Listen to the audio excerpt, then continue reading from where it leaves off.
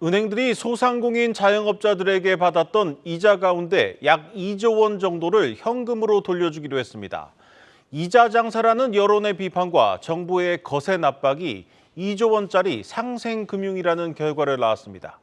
연 4%가 넘는 금리로 대출을 받은 소상공인 자영업자 187만 명이 최대 300만 원을 돌려받을 수 있게 됐습니다. 김보미 기자입니다. 금융당국과 은행권이 총 2조 원 플러스 알파 규모의 민생금융 지원 방안을 내놨습니다. 은행권 전체 당기순이익의 약 10%에 해당하는 것으로 역대 최대 규모입니다.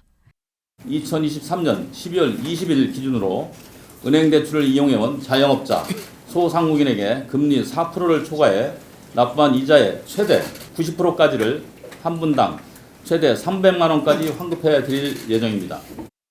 이외에도 은행권은 소상공인을 대상으로 전기료 임대료를 지원하거나 서민금융진흥원 등에 출연하는 방식으로 추가 지원을 병행한다는 계획입니다.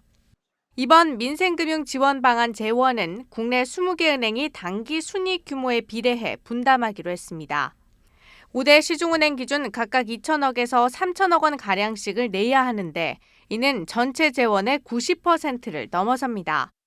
ESG의 핵심은 지속 가능 경영이라고 생각합니다. 고객이 이탈되는 그런 방식으로 돈을 벌어서는 안 된다. 근데 그런 관점에서 좀 설명을 하면 많은 주주분들이 납득을 할 수 있지 않을까 생각합니다. 증권가에선 은행별 분담액이 모두 비용으로 처리되는 만큼 이르면 올 4분기부터 실적 악화가 불가피할 것으로 내다봅니다. 기준금리 인하로 은행권의 내년 당기순이익이 올해보다 10%가량 줄어들 것으로 예상되는 가운데 이번 민생금융 지원안까지 더해지면서 실적은 물론 주주 배당까지 영향을 받을 수 있다는 겁니다. 실제로 이런 주주들의 우려가 주가에도 반영되면서 지난 11월 이후 은행주는 코스피 상승률에도 못 미치는 흐름을 나타냈습니다. 금융권에서는 내년 4월 총선을 앞두고 또다시 규제 우려가 불거지진 않을까 우려하는 상황.